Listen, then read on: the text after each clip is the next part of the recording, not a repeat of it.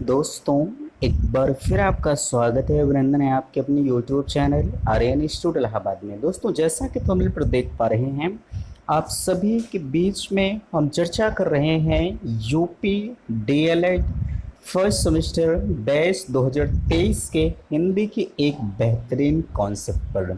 जैसा कि आप सभी को पता है, आपकी परीक्षाएं नज़दीक आ रही हैं। अब आपको सिर्फ और सिर्फ चाहिए कि हम कितना ज़्यादा से ज़्यादा अपने परीक्षा को टारगेट करते हुए जो भी हमने अभी तक पढ़ा है उसका रिवीजन हम करें। ठीक है, तो सेम वही चीज़ें आपके बीच में मैं प्रोवाइड कर रहा हूँ। डीएलएड प्रथम सेमेस्टर परीक्षा का टारगेट इस वीडियो के माध्यम से हिंदी के सिलेबस को लेकर हम कर रहे हैं, इससे बाहर नहीं आएगा। एक चीज़ का मैं दावा तो ज़रूर करता हूँ कि जितना चीज़ें यहाँ से प्रोवाइड कर दी जाएंगी, आपको उससे बाहर जाने की ज़रूरत नहीं पड़ेगी, है ना। हाँ, लेकिन एक चीज़ मैं विशेष तौर पर आपको ध्यान दूंगा। मैंने आपसे कहा कि अगर आप लगातार वीडियो को वॉच करते हैं तो आपको 95% नंबर पाने से कोई रोक नहीं सकता, लेकिन जितना कहा जाएगा उतना आपको करना पड़ेगा। यानी कहा जाए, जितने वीडियोस आपके बीच में दिए जाएंगे वो सारे के सारे वीडियो को देखने होंगे और वहाँ पर आपको थोड़ा सा समझने की ज़रूरत होगी कि मेरे लिए महत्वपूर्ण कौन सा हो सकता है ना। देखिए, फटाफट रिवीजन क्लास, बिल्कुल मैंने आपसे कहा, बस अब जितने भी नोट्स या कोर्स आपके बीच में चलेंगे, जितने भी वीडियोस आपके बीच में जाएंगे, आपकी परीक्षा को टारगेट करते हुए आपने अभी तक जितना भी पढ़ा हुआ है सारी चीज़ों का रिवीजन हम कराएंगे। इससे आपको एक आइडिया और लगता है कि आप अपनी कॉपी को किस प्रकार से लिखेंगे, कितने शब्द में लिखेंगे, इसका भी आइडिया आप सभी को लग जाता है ना। तो चलिए हम रिवीजन क्लास की तरफ चलते हैं, लेकिन उससे पहले मैं एक निवेदन आप सभी से करना चाहूँगा कि प्लीज़ अगर चैनल पर पहली बार विजिट कर रहे हैं तो चैनल को सब्सक्राइब जरूर करेंगे। सबसे पहले मैं आप सभी को कहना चाहूँगा कि आपका फीडबैक मुझे नहीं मिलता। प्लीज़ आप सबसे मैं निवेदन करूँगा कि आप अपना फीडबैक मुझे अवश्य दें कि हाँ, यहाँ से दी जाने वाली चीज़ें मुझे समझ में आ रही हैं कि नहीं आ रही हैं, है ना। अन्यथा की स्थिति में जो क्लासें जिस गति से चल रही हैं उसी गति से चलती रहेंगी, आपका जो भी चीज़ है वो छूट जाएगा। भाई, नहीं समझ में आएगा तो मेरे पढ़ाई का कोई मतलब नहीं निकलेगा, ठीक है। इसलिए मैं आपसे बार बार रिक्वेस्ट भी करता हूँ कि बाबू आप अपना फीडबैक मुझे दे दीजिए कि आपको समझ में आ रहा है कि नहीं आ रहा है ना। चलिए देखिए, यहाँ से आपकी जो भी चीज़ें हैं वो शुरू हो रही हैं। छोटे छोटे क्वेश्चंस हैं। पहला तो आप देख सकते हैं उच्चारण स्थान से क्वेश्चन लिया गया है। ओ का उच्चारण स्थान लिखिए, ठीक है। ओ का देखिए, अगर उच्चारण स्थान से क्वेश्चन आ रहे हैं तो आप खुद स्वतः बोल कर देखिए, है ना। जैसे मैंने आपसे कहा ओ और औ, आप यहाँ देख लीजिए कि हमारे मुख का कौन सा भाग कहाँ कैसे टच कर रहा है ना। आपको खुद ब खुद समझ में आ जाएगा। ओ को बोलिए तो देखिए, ओ आपका जो है कंठ और ओष्ठ दोनों इसमें काम कर रहा है। औ को बोलिए तो कंठ और ओष्ठ आपका दोनों काम कर रहा है ना। तो यहाँ देख लीजिए, इसका जो फाइनल आंसर है कंठ और ओष्ठ होगा, ठीक है। अगला कहा जा रहा है य र ल व किस प्रकार के व्यंजन होते हैं, तो य र ल व अंतस्थ व्यंजन होते हैं, है ना। मोस्ट इंपॉर्टेंट क्वेश्चन अंतस्थ व्यंजन, ये आपकी यूपी टेट लेवल तक पूछा गया है। आप इस क्वेश्चंस को कतई भी मिस नहीं करेंगे। मिस करते हैं तो आप इसके उत्तरदायी खुद होंगे, है ना। अगला कहा जा रहा है, देख सकते हैं अनुस्वार किसे कहते हैं। अगर हम अनुस्वार की बात करें तो आप कह सकते हैं कि अनुस्वार के उच्चारण में वायु नाक से निकलती है और उच्चारण झटके के साथ होता है। जैसे आपका ठंडा हो गया, कंचन हो गया, जंगल हो गया इत्यादि, ठीक है। यानी जैसे यहाँ आप पंखा कह दें, ठीक है, तो आप पंखे का उच्चारण एक झटके से करते हैं। अभी हम आंख कह दें तो वह आपका आंख क्या हो जाएगा, ठीक है। आंख तो अनुस्वार के अंतर्गत आएगा नहीं, ठीक है। तो यहाँ आंख का जो उदाहरण है वो हमारा गलत हो जाएगा। तो यही चीजें आपको समझने की जरूरत है कि अनुस्वार के उच्चारण में वायु नाक से निकलती है, उच्चारण झटके के साथ होता है। जैसे आपका ठंडा यहाँ मिसप्रिंट है, ठीक है। ठंडा आप सही कर लीजिएगा। कंचन आपका हो गया, जंगल हो गया, ठीक है। ये आपके इत्यादि उदाहरण होंगे। यानी ऊपर एक बिंदी अगर दी रहेगी तो आप मान लेंगे कि यहाँ हमारा अनुस्वार काम कर रहा है, ठीक है। चलिए अगला कहा जा रहा है लिपि किसे कहते हैं। भाई लिपि को अब मुझे लगता है कि आपको समझाने की ज़रूरत तो नहीं पड़ेगी, लेकिन अगर मैंने क्वेश्चंस में लिया है तो मैं इसे भी आपको बताने का प्रयास जरूर करूंगा। कहा जा रहा है लिपि को लिखने की विधि लिपि कहलाती है, सॉरी भाषा को लिखने की विधि लिपि कहलाती है। जैसे कोई चीज आपको दे दिया जाए और आप उससे लिपिबद्ध कर दें, लिख दें, वही आपकी लिपि कहलाती है। अथवा मुख से उच्चारित ध्वनियों को लिखने में जो ध्वनि चिन्ह विशिष्ट रूप से निर्धारित होते हैं उन्हें हम लिपि कहते हैं। ठीक है, तो यहाँ तक की चीजें आपको समझ में आ गई है। आगे देखिए, कहा जा रहा है ऊष्म व्यंजनों की संख्या कितनी होती है ना। तो ऊष्म व्यंजन अब कहते किसे हैं, अभी आपको हम तो बताएंगे कि ऊष्म व्यंजन होते कौन कौन से हैं। ठीक है, देखिए ऊष्म व्यंजन आप इसके शब्द से ही समझ सकते हैं, जहां ऊष्मा उत्पन्न हो, है ना। जिन वर्णों के उच्चारण में हवा मुख से रगड़ खाती हुई धीरे धीरे बाहर निकलती है उन्हें हम ऊष्म संघर्षी व्यंजन कहते हैं। जैसे आपका स हो गया, तीनों सकार आप मान लीजिए, फटाक से आप ऐसा ना करें कि हम स स स ह करें। ठीक है, आप एक झटके में कह दीजिए कि चलिए तीनों सकार हो गया और वहीं पर एक हा आ जाता है ना। ये हमारे ऊष्म व्यंजन के अंतर्गत आएंगे। अगला कहा जा रहा है जो है ह्रस्व स्वर किसे कहते हैं। अभी आपने ऊष्म व्यंजन देखा, अब देखिए ह्रस्व स्वर आ रहा है जिनके उच्चारण में, ठीक है, जिनके उच्चारण में कम से कम समय लगे या एक मात्रा का समय लगे। ह्रस्व स्वर में एक मात्रा का समय लगता है, ठीक है।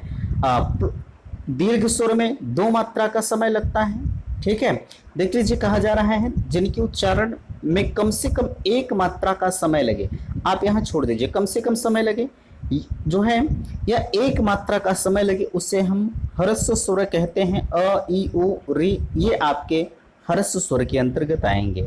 ठीक है, एक सबसे आसान सा क्वेश्चन 2019 में पूछा गया, उपेक्षा और अपेक्षा शब्द का अर्थ लिखिए।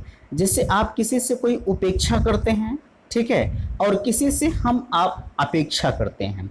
जैसे हम आपसे अपेक्षा ये करते हैं कि आप इस वीडियो को देखने के बाद आपका कोई भी डाउट्स नहीं रहेगा, ये मेरी अपेक्षा है। ठीक है, अच्छा देखिए, एक उपेक्षा का अर्थ तो होगा अवहेलना। जैसे आप किसी चीज की, अभी हम आपसे कहें कि आप इस वीडियो को पूरा देखिए, आप नहीं देखेंगे तो आप कहीं ना कहीं जो मैंने कहा उसकी अवहेलना कर रहे हैं। ठीक है, दूसरा है अपेक्षा। मैं आपसे ये उम्मीद करता हूं कि आप इस वीडियो को देखकर अपने परीक्षा में अच्छे मार्क लाने का प्रयास करेंगे। ठीक है, चलिए ये भी हम समझ गए। सुधा एवं पंकज शब्द का अर्थ लिखिए। अब इससे आसान क्वेश्चन और तो नहीं बन सकता, है ना। सुधा का अर्थ होता है अमृत होगा, पंकज शब्द का अर्थ होगा कमल होता है। 2022 का रिपीटेड क्वेश्चन है। आगे कहा जा रहा है जिसके नीचे रेखाएं लगाई गई हों, वाक्यांश के लिए एक शब्द आपको लिखना है। तो जिनके नीचे रेखाएं लगाई गई हों वाक्यांश को रेखांकित वाक्य कहते हैं, है ना। अब भाई अभी इसके नीचे हम जो है पाई खींच देते हैं तो ये हमारा क्या कहलाएगा, हम कहेंगे रेखांकित जो है वाक्य के जो है रेखांकित वाक्य के नीचे जो रेखाएं खींची जाती हैं उसी को हम रेखांकित वाक्य कहते हैं। हम सीधे सीधे कहते हैं कि आप रेखांकित वाक्य की व्याख्या कीजिए। ठीक है, चलिए ये भी आपका हो गया। अगला क्वेश्चन आपसे कहा जा रहा है, देखिएगा कि आकाश शब्द के 4 पर्यायवाची शब्द लिखिए। आकाश शब्द के जो 4 पर्यायवाची शब्द होते हैं वो आपका गगन है, नभ है, आसमान है, अंबर है। ये चारों आपके आकाश के पर्यायवाची शब्द के अंतर्गत आते हैं। अगला क्वेश्चन कहा जा रहा है ओ औ किस प्रकार के वर्ण हैं। ओ औ जो होते हैं आपके दोनों स्वर वर्ण के अंतर्गत आते हैं। किसके अंतर्गत आते हैं, आप कहेंगे स्वर वर्ण के अंतर्गत आते हैं। ऊष्म व्यंजन किसे कहते हैं। अभी मैंने आपको ऊपर बताया कि जब हम अपने मुख से कोई शब्द बोलें और हमारे मुख को तमाम भागों को रगड़ते हुए ऊष्मा उत्पन्न होती है तो वहां ऊष्म व्यंजन होता है। जैसे आपका तीनों सकार हो गया और हा हो गया, ये आपके ऊष्म व्यंजन के अंतर्गत आते हैं। इधर देख लीजिए, हम आपको बता नहीं रहे कौन सी ईयर का क्वेश्चन पूछा गया, आप खुद समझदार हैं, समझ लीजिएगा। अगला कहा जा रहा है संधि एवं संयोग शब्दों का विलोम शब्द लिखिए।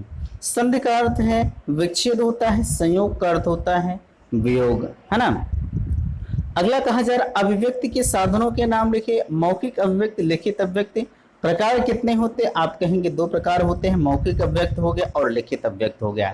ठीक है, चलिए ये भी आपका हो गया। अगला क्वेश्चन देख लीजिए, कहा जा रहा है 6 वर्ण किसके योग से बनता है? मोस्ट इंपॉर्टेंट क्वेश्चन, कतई मिस नहीं करेंगे। क हो गया और मूर्धन्य शकार से आपका बनता है।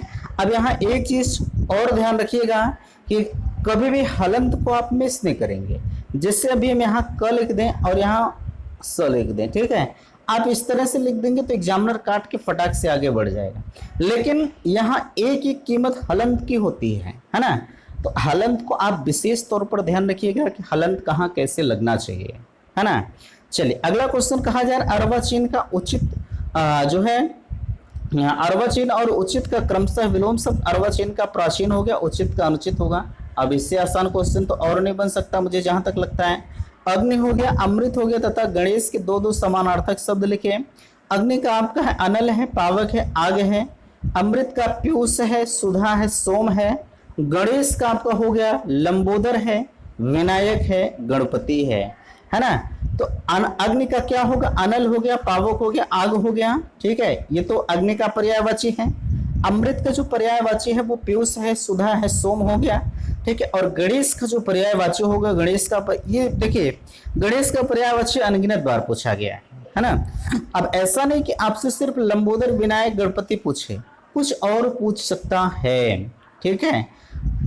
तो यहाँ इनको भी उम्मीद करते हैं कि आप समझ गए होंगे। शब्द एवं पद से आप क्या समझते हैं? वर्णों के सार्थक मेल को हम शब्द कहते हैं तथा कविता की कुछ पंक्तियों को, ठीक है, तथा कविता की कुछ पंक्तियों के मेल को हम पद या छंद कहते हैं।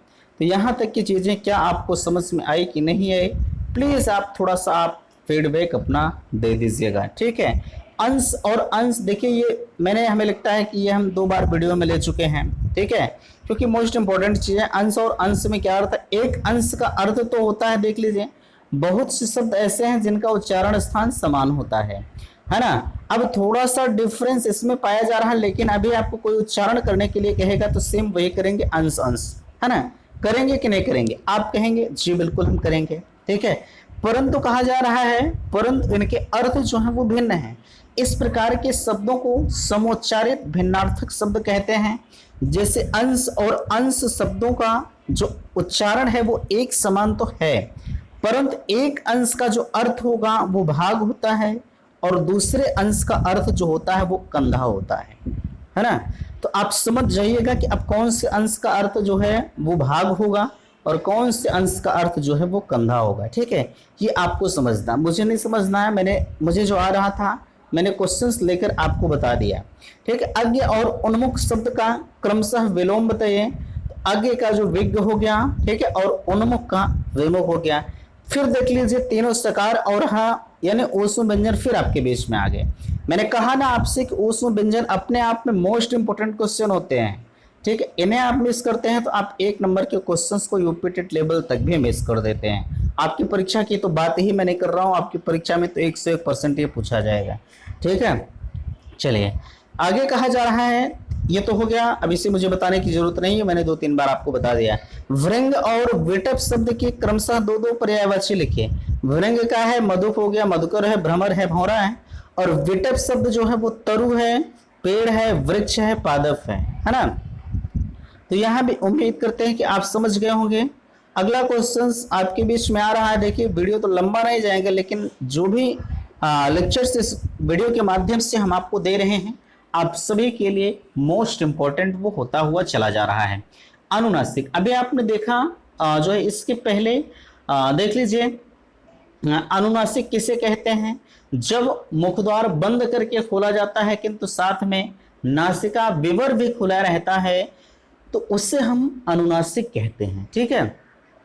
अब जो आपके जो वर्ग होते हैं, जैसे क वर्ग हो गया, च वर्ग हो गया, ट वर्ग हो गया, त वर्ग हो गया और प वर्ग हो गया, ठीक है। यमंगणना नाम जो है नासिक के, इसे हम नासिक के व्यंजन भी कहते हैं, ध्यान दीजिएगा, ठीक है। ये तीनों आपके जो वर्ग होते हैं सभी वर्ग के अंतिम अक्षर आपके अनुनासिक व्यंजन के तहत आएंगे, है ना।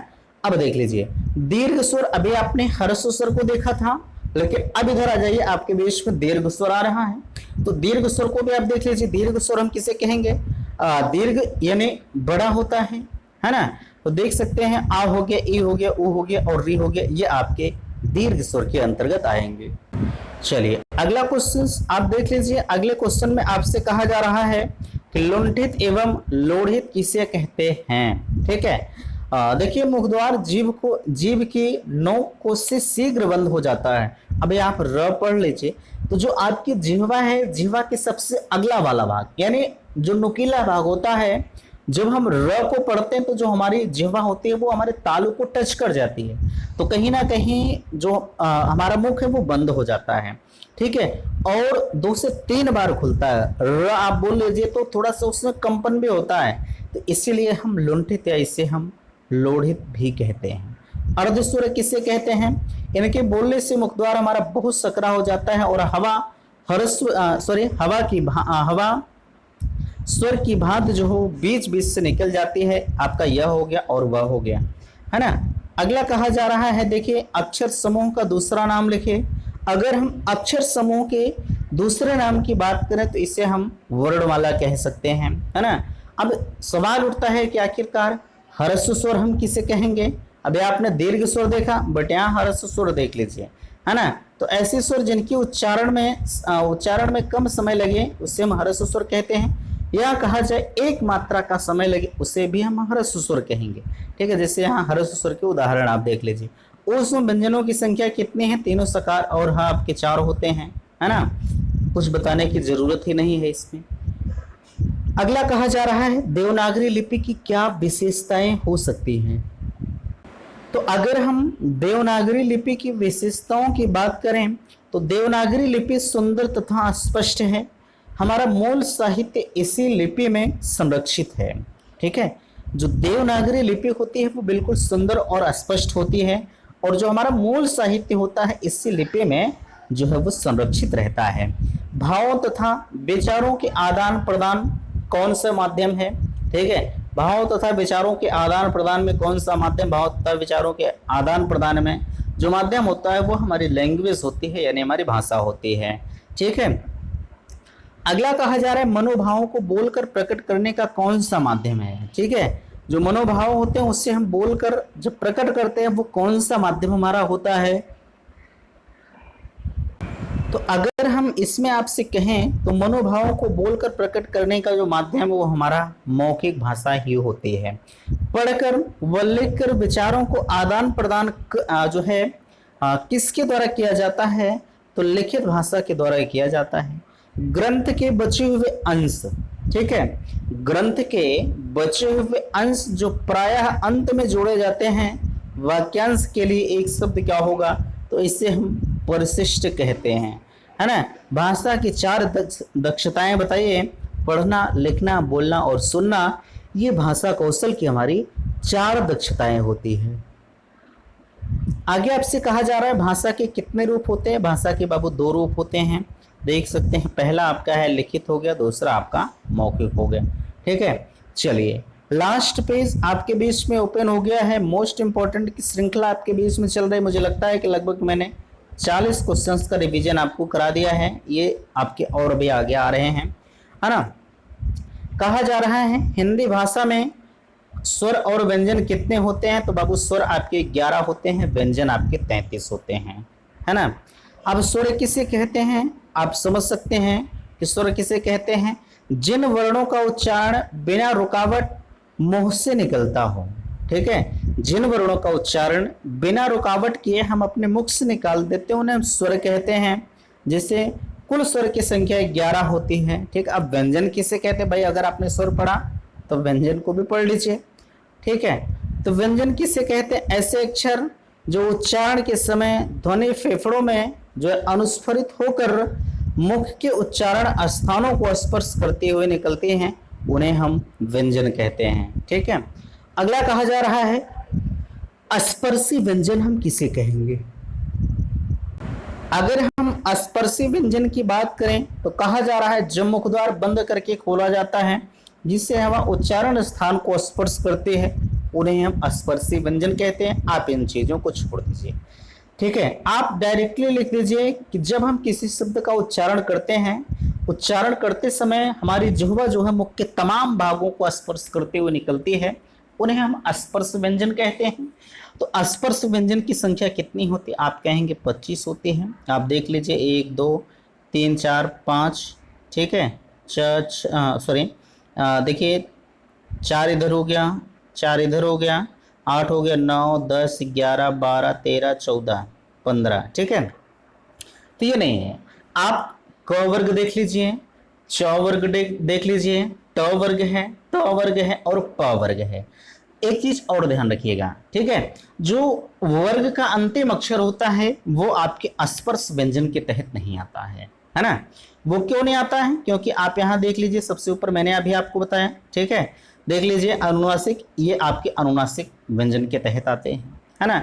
अगला आपसे कहा जा रहा है स्पर्श व संघर्षी व्यंजन किसे कहते हैं? जब मुखद्वार जो है जब मुखद्वार बहुत को बंद करके इस प्रकार बोलते हैं कि हवा स्थानों को कुछ रगड़ते हुए चलती है, जो है यथा च छ ज झ, यहाँ देख सकते हैं, ये आपके स्पर्श व्यंजन के तहत ही आते हैं, ठीक है। तो मुझे लगता है कि यहाँ तक की सारी चीजें आपकी स्पष्ट हो गई हैं। बाकी अगर कहीं कोई डाउट्स आपका बचता है तो बिल्कुल आप अपने डाउट्स को पूछ सकते हैं, है ना। तो आशा करते हैं दी गई जानकारी से आप संतुष्ट हैं। प्लीज़ वीडियो को लाइक कीजिएगा, शेयर कीजिएगा और चैनल पर पहली बार विजिट किए हैं तो चैनल को सब्सक्राइब जरूर कीजिएगा। वीडियो समाप्त करते, थैंक्स, धन्यवाद।